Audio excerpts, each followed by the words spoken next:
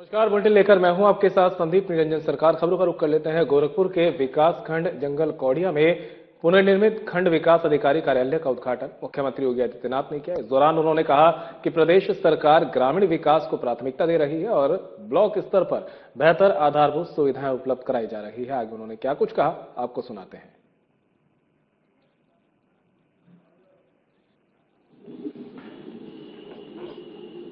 इस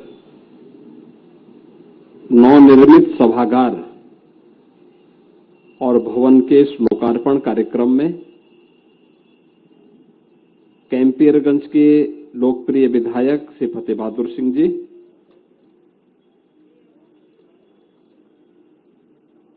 उत्तर प्रदेश मत्स्य निगम के अध्यक्ष श्री रमाकांत निषाद जी, पूर्वांचल विकास बोर्ड के पूर्व सदस्य श्री विजय शंकर यादव जी,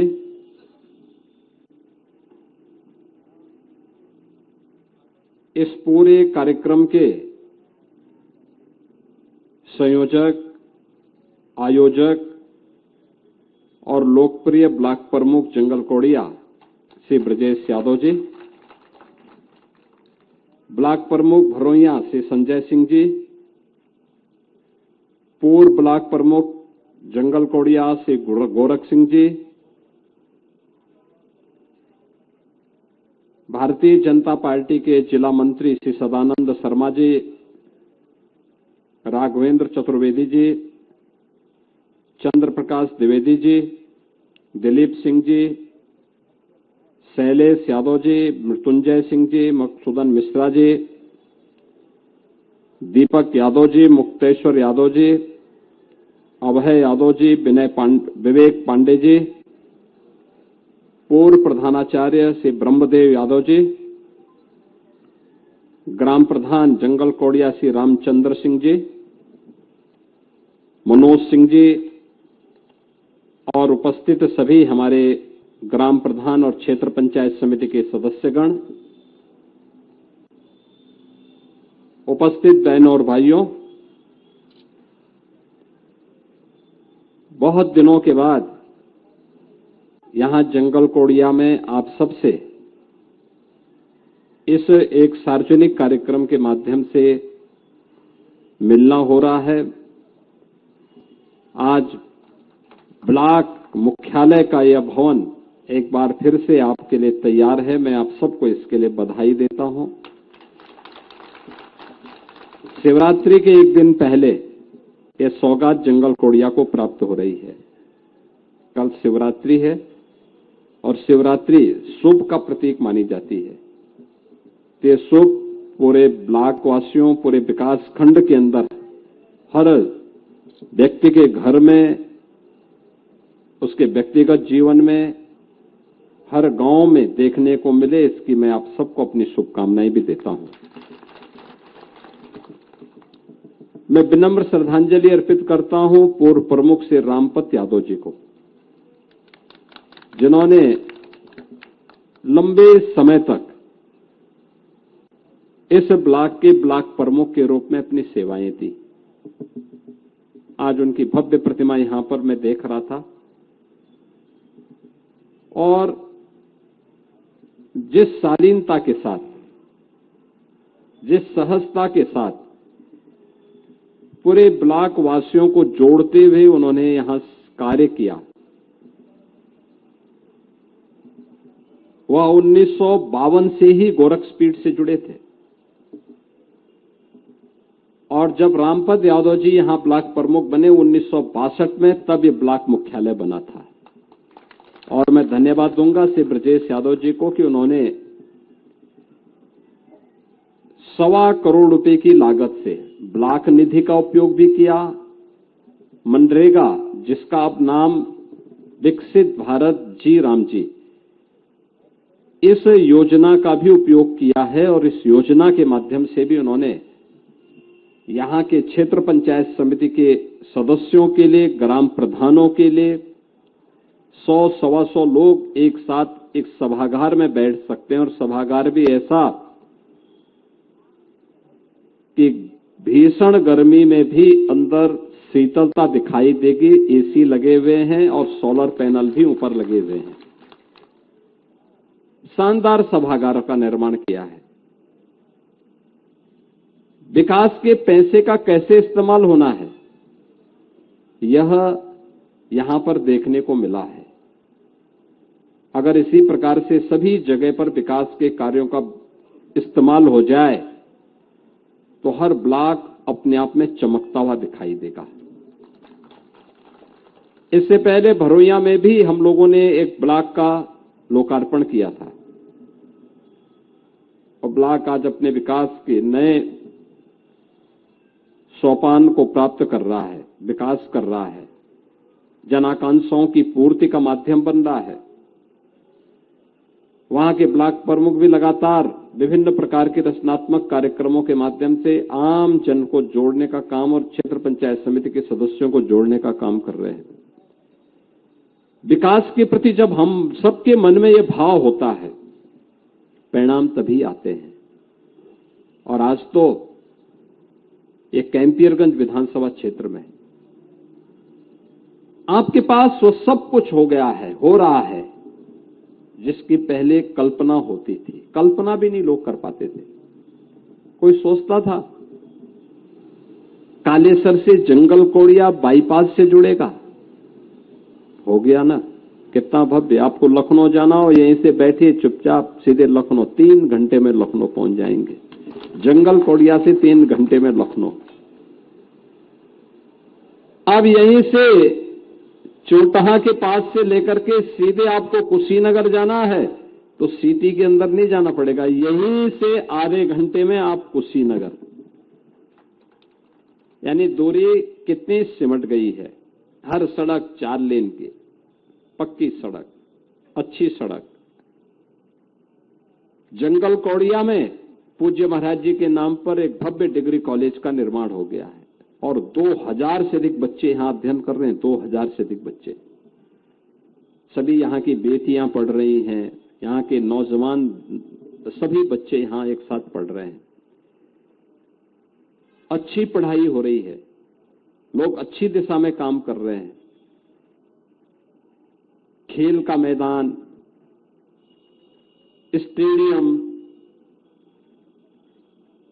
वहां पर कुश्ती के लिए भी उस प्रकार की सुविधा दी गई है जिससे यहां पर अच्छी तैयारी के साथ हमारे पहलवान आगे बढ़ सके। यानी सरकार एक सही दिशा में विकास के लिए सोच रही है। विकास भी हो, गरीबों का कल्याण भी हो। हर गरीब के बिना भेदभाव के लिए आवास की सुविधा, शौचालय की सुविधा, राशन की सुविधा, आयुष्मान भारत में 5 लाख रुपए तक के स्वास्थ्य कार्ड की सुविधा, वृद्धजन हो, निराश्रित महिलाएं हो, दिव्यांगजन हो, उनके लिए पेंशन की सुविधा, गांव-गांव की सड़क को ठीक करना, बाढ़ की समस्या के स्थायी समाधान की दिशा में प्रयास करना, ये सभी सरकार की प्राथमिकता के विषय हैं। सरकार उस दिशा में कार्य कर रही है। हम लोगों ने यहां पर इस व्यवस्था को आगे बढ़ाने के लिए पहले चरण में कैंपियरगंज में हमारी जो संस्कृति है वह कृतज्ञता ज्ञापित करने की है। अगर किसी ने हम पर उपकार किया है, हम भी उसके प्रति पहला धन्यवाद ज्ञापित करके उसके प्रति कृतज्ञता ज्ञापित करते हैं, आभार व्यक्त। हम मानव जाति पर एक बड़ी कृपा गिद्धराज जटायु की है। जब रावण माता सीता को अपहरण करके ले जा रहा था तो सबसे पहला रावण का प्रतिकार किया था गिद्धराज जटायु ने। आज केमिकल, पेस्टिसाइड, इनका अत्यधिक उपयोग होने के कारण इनकी संख्या निरंतर कम हो रही थी, मर रहे थे। अब गिद्धराज को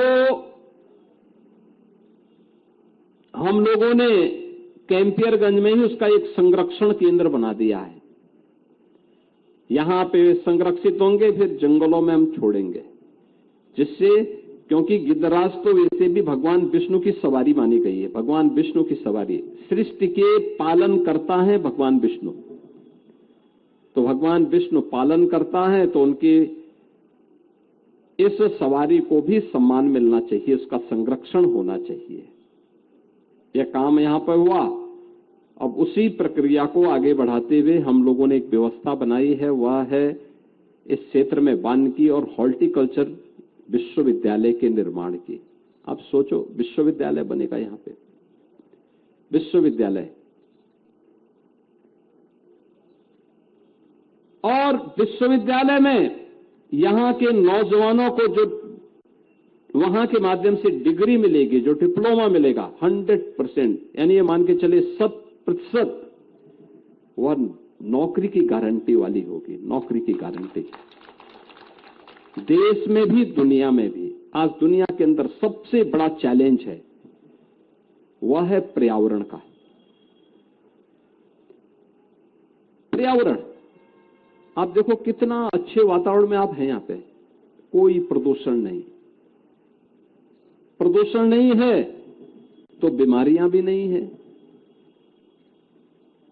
जब भी पॉल्यूशन होगा तो वह आप लंग्स भी खराब करेगा। फेफड़ा हवा को छानता है, तो छानने की मशीन ही, ऑक्सीजन की सप्लाई करने की मशीन ही खराब हो जाएगी, तो पूरा शरीर खराब हो जाएगा।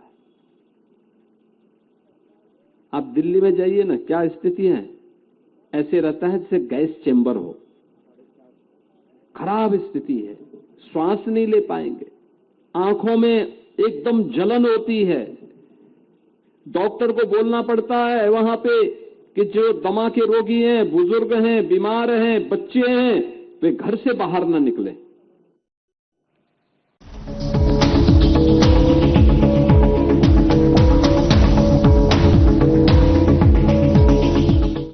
क्या आप जिम जाते हैं, कसरत करते हैं, फिर भी आपकी सेहत नहीं बनती? काजू बादाम किशमिश मेवे प्रोटीन के डिब्बे खाते हैं, फिर भी कुछ असर नहीं होता? तो इसका मतलब है आपका पाचन तंत्र खराब है। और जब तक के पाचन तंत्र दुरुस्त नहीं होगा, आप जितना मर्जी अच्छे से अच्छा खा लो, आपकी सेहत नहीं बन सकती।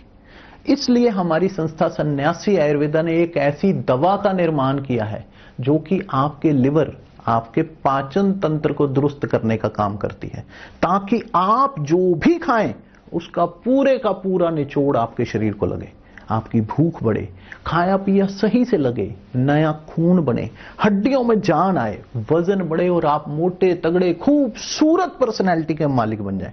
सिर्फ 655 रुपए की पूरे 1 महीने की दवा होती है और आप इसे घर बैठे 011-45454545 पर फोन करके दवा मंगवा सकते हैं।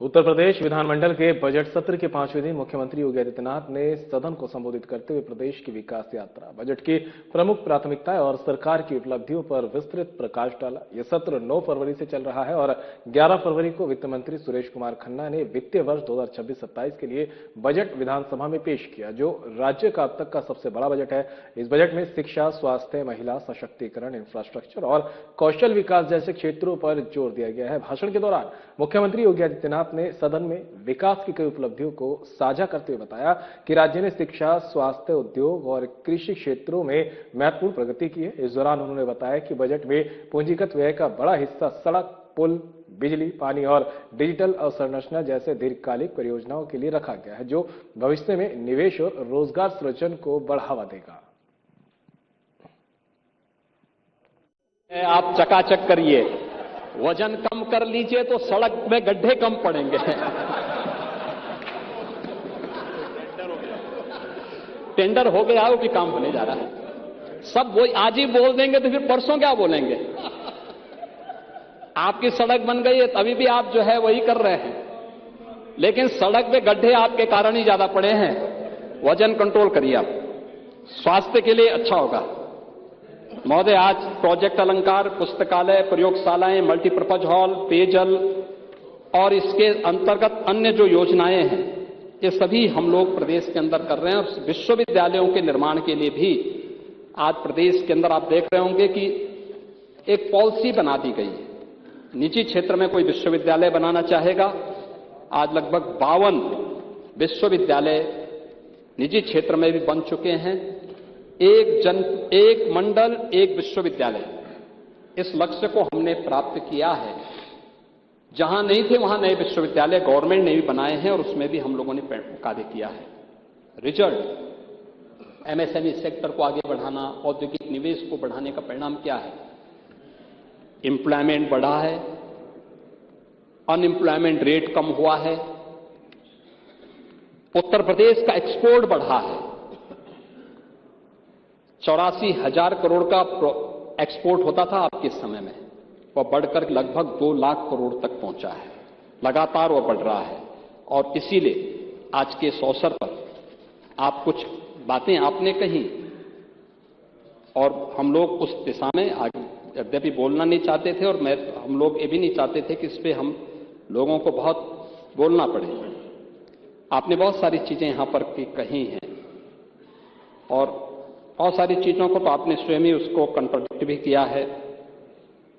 पैरामेडिक्स के बारे में भी हमने यहां पे आपके सामने कहा है, अन्य विधायक निधि के बारे में भी आपने कहा है, अन्य चीजों के बारे में भी कहा है। लेकिन जो बातें मैंने आपके सामने पहले भी कही कि और क्यों समाजवादी पार्टी बार बार एक झूठ को दोहराने का प्रयास करती है अनावश्यक रूप से। यानी जो मुद्दा नहीं था उसको जानबूझ करके मुद्दा बना करके और उसके माध्यम से जो चीजें प्रयास किया गया। मैं कहता हूं, क्या हर व्यक्ति अपने लिए मुख्यमंत्री बनकर के प्रदेश के अंदर घूम जाएगा? कोई भी मंत्री का बोर्ड लगा करके घूम जाएगा?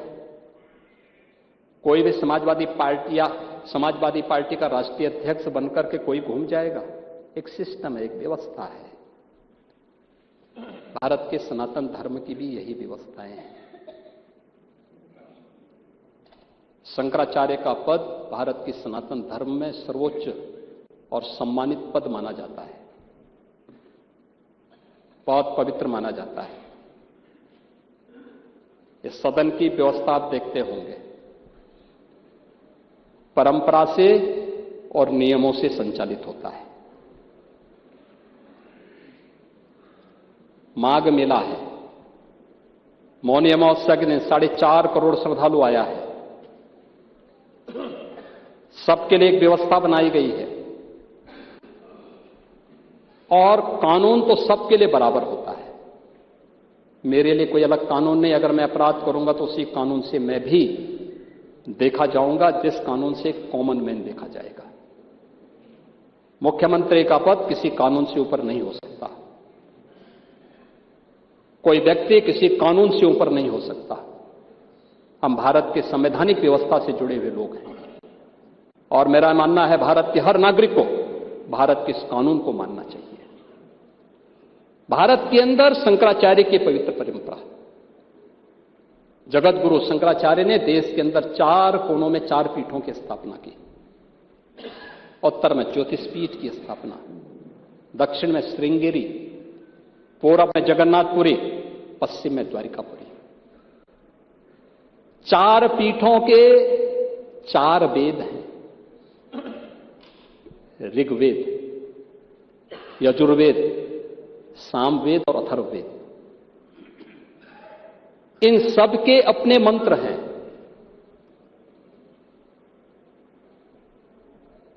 ऋग्वेद, इसका मंत्र प्रज्ञानम ब्रह्म, ये प्रज्ञा ही ब्रह्म है, ये इसका मंत्र है। क्योंकि बुद्धि की पवित्रता पर ऋग्वेद ध्यान देता है। यजुर्वेद अहम ब्रह्मास्मि, ये इसका मंत्र है। मैं ही ब्रह्म हूं। कोई भी साधक जब अपनी साधना की पराकाष्ठा में पहुंचता है तो उसको इस बात की अनुभूति होती है। यही उपनिषदों का उद्घोष भी है। सामवेद तत्त्वमसि, यानी उस आत्मा के बारे में तू ही वह है, यानी जिसको तू बाहर ढूंढ रहा वो तुझ में ही है। और अथर्ववेद अयात्मा ब्रह्म, ये आत्मा ही ब्रह्म है। आदि जगतगुरु शंकराचार्य ने अनिवार्य किया है, जिस पीठ के लिए जो योग्य पात्र होगा उसका मंत्र, उसका भाष्य, आज की भाषा में आप कह सकते हैं थीसिस, वह विद्वत परिषद के द्वारा अप्रूव की हुई, उसके द्वारा और फिर उस परंपरा के द्वारा उसको मान्य किया गया। हर व्यक्ति शंकराचार्य नहीं लिख सकता। हर व्यक्ति हर पीठ के आचार्य के रूप में जाकर के जहां तहां वातावरण खराब नहीं कर सकता। उन मर्यादाओं का पालन सबको करना होगा। और अगर वो शंकराचार्य थे तो क्यों आप लोगों ने लाठीचार्ज किया था वाराणसी में? क्यों एफआईआर लॉन्च किया था? आप नैतिकता की बात करते हैं। 4.5 करोड़ श्रद्धालु जहां पर आए हों, वहां पर जो एग्जिट गेट है, जहां से श्रद्धालु बाहर निकल रहा है स्नान करके, उस द्वार, उस पेंटून से, उस मार्ग से किसी को बाहर निकलने का कोई वो नहीं, क्योंकि उससे अंदर जाने का कोई प्रयास करता है तो एक नए स्टैम्पेड को जन्म देता है, वहां पे नए भगदड़ को जन्म देता है, श्रद्धालुओं के जीवन के साथ खिलवाड़ करता है। व्यक्ति कभी इस प्रकार का आचरण नहीं कर सकता, कभी नहीं कर सकता। आपको पूछना है, सपा के लोग पूछे, लेकिन हम लोग मर्यादित लोग हैं, कानून का शासन पर विश्वास करते हैं, कानून का शासन पालन का भी जानते हैं, दोनों चीजों को एक साथ लागू करवाना जानते हैं। लेकिन इसके नाम पे गुमराह करना बंद करिए। आप लोग हर एक सेक्टर में गुमराह कर रहे हैं। किस रूप में गुमराह कर रहे हैं? और गुमराह करने के आपके तौर तरीके किस रूप में हैं? हमें भौचक होता है। आप लोग सदन की कार्रवाई को भंग करते हैं। यानी एफआईआर की कार्रवाई चल रही है भारत निर्वाचन आयोग के मार्गदर्शन में। ये लोग विरोध करते हैं, विरोध करते हैं कि एफआईआर की कार्रवाई नहीं होनी चाहिए। उत्तर प्रदेश के अंदर अब तक ईएसडी, जो अब तक आंकड़े जारी किए हैं भारत निर्वाचन आयोग ने, एब्सेंट, शिफ्टिंग एंड डेथ, इनमें 2,88,00,000 से अधिक लोग सामने नहीं आए हैं जिन्होंने एसआईआर का फॉर्म नहीं भरा है। इनमें से 46,23,000 तो केवल मृतक हैं, डालते थे। 1,39,00,000 ये वे हैं जो परमानेंटली उनके नाम पे लोग वोट डालते थे। 25,47,000 डुप्लीकेट है।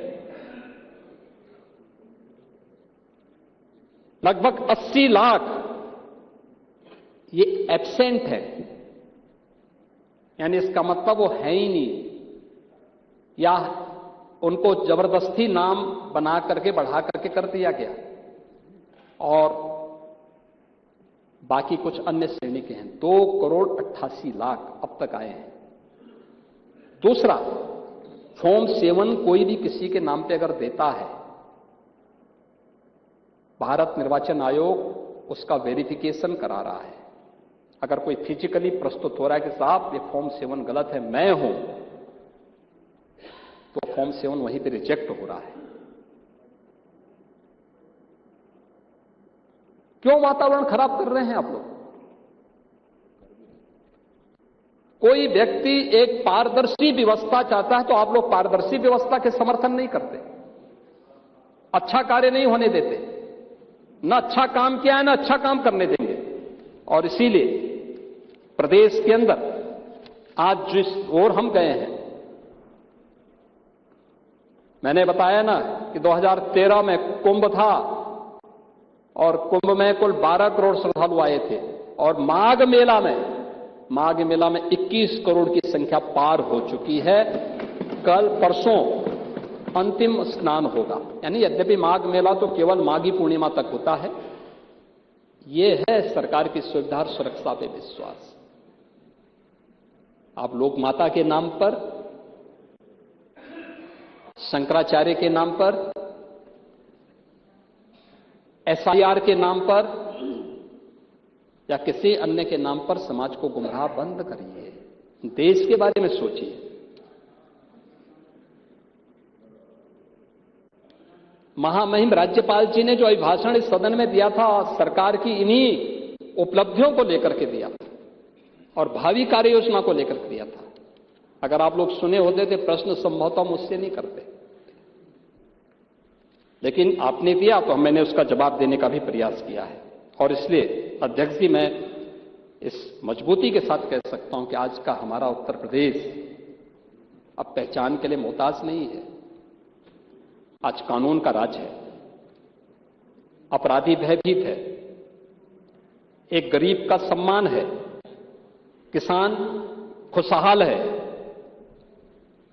बहन और बेटियों में सुरक्षा का एहसास है और युवाओं को रोजगार का अवसर प्राप्त हो रहा है।